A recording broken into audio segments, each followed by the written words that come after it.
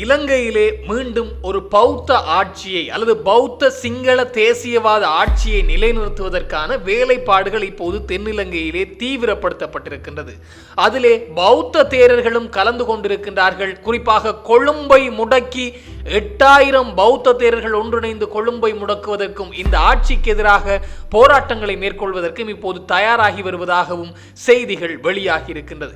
மேலும் யாழ்ப்பாணத்திலே அல்லைப்பட்டி பகுதியிலே இடம்பெற்ற துப்பாக்கிச் சூட்டு சம்பவத்திலே 17 வயது மதிக்கத்தக்க இளைஞர் ஒருவர் உயிரிழந்திருக்கின்றார். இந்த விடயம் இப்போது தீவிர பேசுபொருளாக மாற ஆரம்பித்திருக்கின்றது. மேலும் யாழ்ப்பாணம் மருதனார்மடம் சந்தைக்குள்ளும் T56 ரக துப்பாக்கியோடு ஒருவர் நுழைந்தார் என்ற அடிப்படையிலான செய்திகள் வெளியாகி இருக்கின்றது. மேலும் கோட்டாபய ராஜபக்சவுக்கு ஆதரவாக செயற்பட்டு சிஐடி அதிகாரிகள் 704 பேரை வெளிநாட்டு தடை விதித்தார் என்ற அடிப்படையிலே சிஐடி இயக்குனர் இப்போது கைது செய்யப்பட்டிருப்பதாகவும் சொல்லப்பட்டிருக்கின்றது. இந்த விடயங்கள் பற்றித்தான் இந்த தொகுப்பினூடாக முழுமையாக பேச போகின்றோம். அன்புறவுகள் எல்லோருக்குமே வணக்கம். கோட்டாபய ராஜபக்ச ஜனாதிபதியான காலம். இந்த கோட்டாபய ராஜபக்ச ஜனாதிபதி ஆனார் என்றால் அதற்கு முன்னர் நல்லாட்சி கால அரசாங்கத்தோடு சேர்ந்து ராஜபக்சக்களுக்கு முடிவு கட்டுவதற்கு முயற்சித்த அல்லது ராஜபக்சக்களை வழக்கிலே அவர்கள் சார்ந்த வழக்குகளை முன்னின்று எடுத்து செயற்பட்ட இந்த சிஐடி அதிகாரிகளுக்கெல்லாம் பெரும் சிக்கல் ஏற்பட்டிருந்தது எல்லோருக்கும் தெரியும். உயிர்த்த ஞாயிறு குண்டு தாக்குதல் தொடர்பாக விசாரணைகளை மேற்கொண்டு வந்த சானி அபேசகர, ரவி செனிவிரத்ன போன்றவர்கள் எல்லாம் உடனடியாக பதவியிலிருந்து நீக்கப்பட்டு அல்லது பதவி மாற்றம் செய்யப்பட்டிருந்தார்கள் என்பதெல்லாம் எல்லோருக்கும் தெரிந்த ஒரு விடயம்தான். பணியிடை நீக்கம் செய்யப்பட்ட 800க்கும் மேற்பட்ட சிஐடி அதிகாரிகள் எல்லாம் இப்போதுதான் அவர்கள் தொடர்பான விடயங்கள் வெளியே வர ஆரம்பித்திருக்கின்றது. அதிலே மிக முக்கியமான விடயம் என்று பார்க்கின்ற போது இந்த கோட்டாபய ராஜபக்ச ஜனாதிபதியாக வந்த காலத்திலே சிஐடி அதிகாரிகள் 704 பேருக்கு வெளிநாட்டு தடை விதிக்கப்பட்டிருக்கின்றது. இலங்கைக்குள்ளே இருந்து ஒருவர் வெளிநாடு செல்லக்கூடாது என்று வெளிநாட்டு தடை விதிப்பதென்றால் அது நீதிமன்றத்தினால் தான் அந்த தடை விதிக்கப்படும். ஆனால் நீதிமன்றத்தையும் கடந்து அப்போது குற்றத்தடுப்பு விசாரணை பிரிவினுடைய இயக்குனராக இருந்த இந்த திலகரத்ன திலகரத்ன என்று சொல்லப்படுகின்ற நபரினால் 704 பேர் 704 சிஐடி அதிகாரிகள் குற்றத்தடுப்பு விசாரணை பிரிவு அதிகாரிகள் வெளிநாடு செல்லக்கூடாது என்ற அடிப்படையிலே சட்டவிரோதமாக, சட்ட ரீதியாக என்றால் நீதிமன்றம் பிறப்பிக்க வேண்டிய வெளிநாட்டு தடை, இது சட்டத்திற்கு புறம்பாக விதிக்கப்பட்ட வெளிநாட்டு தடை என்று சொல்லப்பட்டிருக்கின்றது. இதற்கு காரணம் என்னென்று பார்க்கின்ற போது கோட்டாபய வந்தவுடன் அவருக்கு, அதாவது முன்னே ஆட்சிக்கு ஆதரவாக இருந்தவர்கள் எல்லாம் கருவறுக்கப்பட்டிருந்தார்கள், அவர்கள் பதவி நீக்கம் செய்யப்பட்டிருந்தார்கள், பணியிடை மாற்றம் செய்யப்பட்டிருந்தார்கள் என்று பல விடயங்கள் இடம்பெற்றிருந்தது. கோட்டாபய ஜனாதிபதி ஆன உடனடியாக நடந்த விடயம் குற்றத்தடுப்பு விசாரணை பிரிவினுடைய அதிகாரியான நிசாந்த சில்வா வெளிநாட்டிற்கு தப்பிச் சென்றிருந்தார். காரணம், அவர் இங்கே இருந்தார், அவருக்கு சிக்கல் ஏற்படும் என்று தெரிந்தவுடன் அவர் வெளிநாட்டிற்கு தப்பிச் சென்றிருக்கின்றார். இதை அறிந்து கொண்ட கோட்டாபய ராஜபக்ச தரப்பு இந்த குற்றத்தடுப்பு விசாரணை பிரிவினுடைய இயக்குநராக இருந்த திலகரத்னவை கொண்டு இந்த திலகரத்னவினுடைய வாயால் இந்த விடயத்தை சொல்ல வைத்திருக்கின்றார்கள்.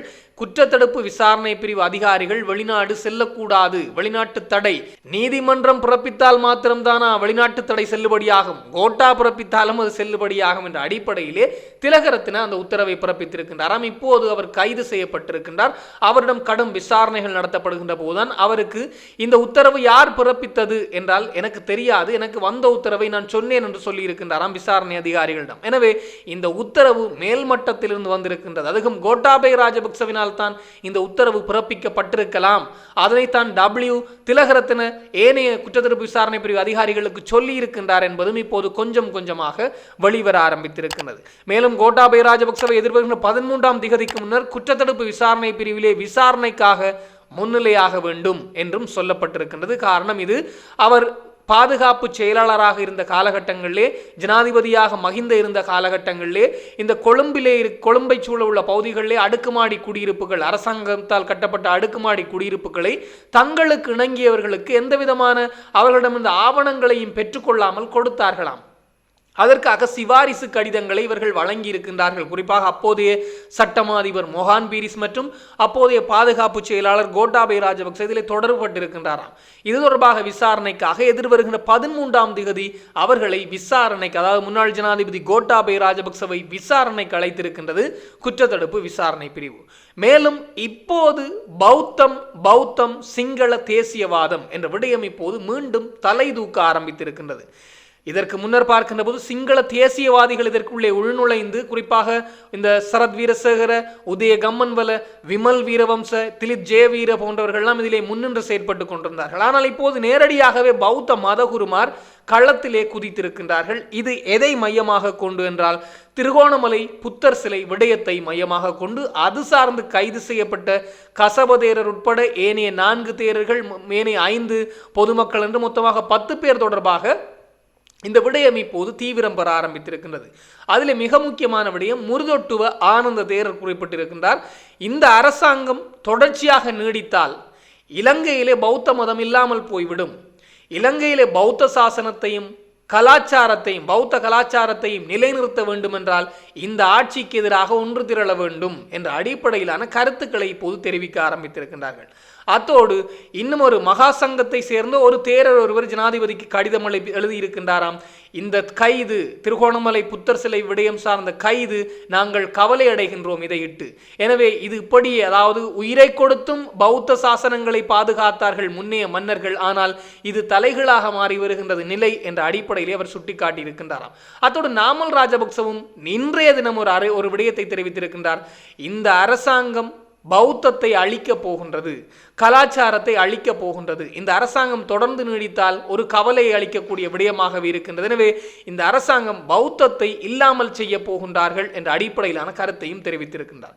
அத்தோடு நேற்றைய தினம் கசபதேரர் உட்பட அந்த 10 பேருடைய வழக்கு திருகோணமலை நீதிமன்றத்திற்கு வந்திருந்தது. மீண்டும் எதிர்வருகின்ற 11ஆம் தேதி நாளை வரையில் அவர்களை விளக்கமறியலில் வைக்கும்படி உத்தரவு பிறப்பிக்கப்பட்டிருக்கின்ற போது அங்கே சரத் வீரசேகர சென்றிருந்தார். அவரும் பல இனவாத கருத்துக்களை தெரிவித்திருந்தார். எனவே இப்படியாக பௌத்த சிங்கள தேசியவாதம் என்ற அடிப்படையிலே சிங்கள தேசியவாதத்தையும் பௌத்தத்தையும் பாதுகாக்கக்கூடிய ஒரு ஜனாதிபதியை கொண்டு வர வேண்டும் என்ற ஒரு நிலைப்பாட்டிற்கு இப்போது பௌத்த தேரர்களும் சிங்கள தேசியவாதிகளும் வந்திருக்கின்றார்கள். எல்லா பௌத்த தேரர்களும் அல்ல, இந்த அரசுக்கு மிக மிக ஆதரவான நிலைப்பாடு, இந்த அரசு தொடர்ந்தும் செயற்பட வேண்டும் என்று நினைக்கின்ற மகா சங்கத்தை சேர்ந்த பௌத்த தேரர்களும் இருக்கின்றார்கள். ஆனால் ராஜபக்சர்களுக்கு ஆதரவான தேரர்கள் இப்போது இந்த நிலைப்பாட்டை கொள்கின்றார்களோ என்ற எண்ணமும் எழ ஆரம்பித்திருக்கின்றது. அத்தோடு பௌத்தத்தை பாதுகாக்க பௌத்த தேசியவாதம், சிங்கள தேசியவாதத்துடன் கூடிய ஒரு அரசை நிறுவ வேண்டும் என்றும் தென்னிலங்கையிலே கோஷங்கள் இப்போது எழும்ப ஆரம்பித்திருக்கின்றன என்பதுதான் மிக மிக முக்கியமான விடயம். அதில் ஒரு அங்கமாகத்தான் எதிர்வருகின்ற 21ஆம் தேதி கொழும்பை முடக்கி போராட்டம் ஒன்றை மேற்கொள்வதற்கு பௌத்த தேரர்கள் தயாராகி வருகின்றார்கள். இந்த விடயத்தை முருதொட்டுவ ஆனந்த தேரர் குறிப்பிட்டிருக்கின்றார். குறிப்பாக 8000க்கும் மேற்பட்ட பௌத்த தேரர்களை ஒன்றிணைத்து கொழும்பை நாங்கள் முற்றுகையிட்டு இந்த அரசுக்கு எதிராக ஒரு போராட்டத்தை மேற்கொள்ள போகின்றோம். பௌத்த சாசனத்தை பாதுகாப்பதற்கும் பௌத்தத்தை பாதுகாப்பதற்கும் எங்களுடைய இருப்பை நாங்கள் நிலைநிறுத்துவதற்கும் அத்தோடு இந்த அரசினுடைய அமைச்சர்கள் புத்த பிக்குகளுக்கு எதிராக பேசுகின்றார்கள், மதகுருமாருக்கு எதிராக பேசுகின்றார்கள், பௌத்த மதகுருமாருக்கு எதிராக பேசுகின்றார்கள். அதை எதிர்த்தும் நாங்கள் மிக பெரும் போராட்டம் ஒன்றை செய்ய போகின்றோம் என்ற அடிப்படையிலே முருதொட்டுவ ஆனந்த தேரர் தெரிவித்திருக்கின்றார். இவர்கள் எப்படியோ சில்லறையாக இந்த இவர்களுக்கு ஆதரவான தேரர்களை கொண்டு வந்து சேர்த்து விடுவார்கள். 8000 வரையிலான தேரர்களை நாங்கள் ஒன்றிணைக்க போகின்றோம் என்ற அடிப்படையிலான கருத்தையும் தெரிவித்திருக்கின்றார் இந்த முருதொட்டுவ ஆனந்த தேரர். மேலும் யாழ்ப்பாணத்திலே இன்றைய தினம் அதிகாலை 1:15 மணி அளவிலே துப்பாக்கிச்சூடு சம்பவம் ஒன்று இடம்பெற்றிருக்கிறது. குறிப்பாக இந்த அல்லைப்பட்டி சந்தை பகுதியிலே இந்த துப்பாக்கிச்சூட்டு சம்பவம் ஒன்று இடம்பெற்றிருக்கிறது. இந்த துப்பாக்கிச்சூட்டிலே 17 வயது மதிக்கத்தக்க இளைஞர் அல்லது சிறுவர் உயிரிழந்திருக்கின்றார். 18 வயதுக்கு தாண்டினால் தான் இளைஞராம். 17 வயது மதிக்கத்தக்க சிறுவர் உயிரிழந்திருக்கின்றார். இது ஏன் எதற்காக என்றால் காலை முதல் ஒரு செய்தியை பார்க்க கிடைத்திருந்தது, மாடு கடத்த சென்றவர்கள் சுட்டுக் கொல்லப்பட்டார்கள் என்று. ஆனால் அது உண்மை இல்லை என்பது இப்போது வெளியாகி இருக்கின்றது. மாறாக அந்த உயிரிழந்த சிறுவனுடைய சித்தியார் ஒரு ஊடகம் ஒன்றுக்கு, சமூக வலைத்தளம் ஒன்றுக்கு தன்னுடைய கண்ணீர் கலந்த ஒரு பதிவொன்றை தெரிவித்திருக்கின்றார். அதில் குறிப்பிடப்பட்ட விடயம், தன்னுடைய பெறாமகன் அதாவது குடும்ப வறுமை காரணமாக பல தொழில்களுக்கு சென்று வந்திருக்கின்றார். அதிலே ஒன்றுதான் இந்த வாகனம் ஓடுவது. அவர் வாகனம் ஓடுகின்ற போது போலீசாரிடம் மாட்டிக்கொண்டால் கையூட்டு வழங்குவாராம். போலீசாருக்கு லஞ்சம் கொடுத்து அவர் அதிலிருந்து மீண்டு இருந்தாலும் வாகனம் ஓடி வந்திருக்கின்றார். அதே போன்றுதான் இன்று அதிகாலையும் வேலணை பகுதியிலே அருவிவட்டுக்கு ஆட்களை ஏற்றச் சென்றாராம்.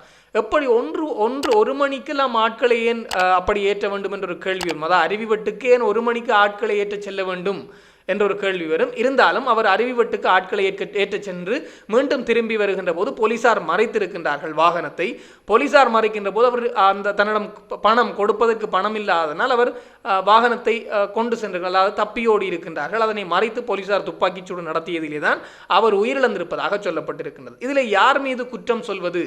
அந்த இடத்திலிருந்து மறைக்கும் போதும் நிற்காமல் ஓடிய அந்த சிறுவன் மீதா, அல்லது அதாவது இந்த சாரதி அனுமதி பத்திரம் இல்லாமல் வாகனம் ஓடிய சிறுவன் மீதா, அல்லது துப்பாக்கிச் சூட்டை உயிரிழக்கின்ற அளவிற்கு மனிதர் மீதே துப்பாக்கிச் சூட்டை மேற்கொண்டு இந்த போலீசார் மீதா என்பதுதான் மிக முக்கியமான விடயம். துரத்தி செல்கின்ற போலீசார் வாகனத்தினுடைய சில்லுக்கு வெடி வைத்திருக்கலாம், அப்படி என்றாலும் அந்த வாகனம் நின்றிருக்கும். அல்லது அவர்களை அச்சுறுத்தி முன்போ அவர்களிடம் இருக்கின்றது 400 சிசிக்கும் அதிகமான 400 சிசி வரையிலான இயந்திர வலு கொண்ட வாகனங்கள் எல்லாம் வைத்திருக்கின்றார்கள் போலீசார். இந்த ஹயஸ் ரக வாகனத்தை விட அது எவ்வளவோ மடங்கு வேகமாக செல்லக்கூடியது, விரட்டி பிடித்திருக்கலாம். இருந்தாலும் மறைத்து துப்பாக்கிச் சூட்டை நபர் மீது மேற்கொள்கின்ற அளவிற்கு என்னதான் நடந்தது என்ற ஒரு விடயம் இப்போது பேசுபொருளாக மாற ஆரம்பித்திருக்கிறது. எனவே விசாரணைகளும் தீவிரப்படுத்தப்பட்டிருப்பதாக சொல்லப்பட்டிருக்கின்றது. எனவே இனியாவது சட்டத்தை மதிக்க வேண்டும் என்பதுதான் மிக முக்கியமான விடயம். சட்டம் என்பது எங்களுக்காகத்தான் கொண்டு வரப்பட்டது, எங்களை பாதுகாப்பதற்காகத்தான் இயற்றப்பட்டது என்பது மிக மிக முக்கியமான விடயம். இதனை கருத்திலே கொண்டு எல்லோரும் செயற்படுகின்ற போது மிகவும் சிறப்பாகவே தான் இருக்கும். இன்னும் ஒரு விடயம் பரபரப்பை ஏற்படுத்தியிருந்தது. இன்று காலை முதல் குறிப்பாக மருதனார் மடம் சந்தை பகுதிக்குள்ளே T-56 ரக துப்பாக்கி மற்றும் இடுப்பிலே பிஸ்டல் ரக துப்பாக்கியோடு ஒரு நபர் நுழைந்து விட்டார் என்ற செய்தி தீவிரமாக பேசப்பட்டது. எல்லா ஊடகங்களும் இந்த செய்தியை வெளிப்படுத்தி கொண்டு அந்த நபரை போலீசார் தேடி வந்தார்கள். குறிப்பாக அவர் T-56 ரக துப்பாக்கியை ஒரு பையிலே வைத்துக் கொண்டு மருதனார் மட சந்தைக்கு வந்ததாகவும், இங்கே வட்டிக்கு கொடுப்பவர்கள் யார் என்று கேட்டு சென்றதாகவும் அந்த செய்திகள் தீவிரமாக பரவ ஆரம்பித்திருந்தது. சிசிடிவி காணொலிகளும் வெளியாகியிருந்தது. எனவே எல்லோருமே அச்சத்தில் இருந்தார்கள். காரணம், இப்படி பொதுமக்கள் நடமாடுகின்ற பகுதிக்குள்ளே T-56 ரக துப்பாக்கியோட ஒரு நபரா என்ற அடிப்படையில். ஆனால் இப்போது அந்த நபர் கைது செய்யப்பட்டிருக்கின்றார். அவரிடமிருந்து அந்த T-56 ரக துப்பாக்கியும் பறிக்கப்பட்டிருக்கின்றார். அந்த T-56 ரக துப்பாக்கி போலி துப்பாக்கி என்பது விடயமும் வெளிவந்திருக்கின்றது. குறிப்பாக அந்த நபர் மனநலம் பாதிக்கப்பட்டவர் என்ற அடிப்படையிலும் இப்போது சில தகவல்கள் வெளிவர ஆரம்பித்திருக்கின்றன. எனவே மக்கள் இந்த வதந்திகளை கண்டு ஏமாற வேண்டாம் என்றும் இப்போது போலீசார் தெரிவித்திருக்கின்றார்கள். இது தொடர்பாக இன்னும் பல தகவல்கள் வருகின்ற போது உடனுக்குடன் தெளிவுபடுத்த நானும் தயாராக இருக்கிறேன். இன்னும் ஒரு தொகுப்போடு சந்திக்கலாம். உங்களிடம் விடைபெறும் நான் என்றும் உங்கள் அன்பின் ஈழன். வணக்கம்.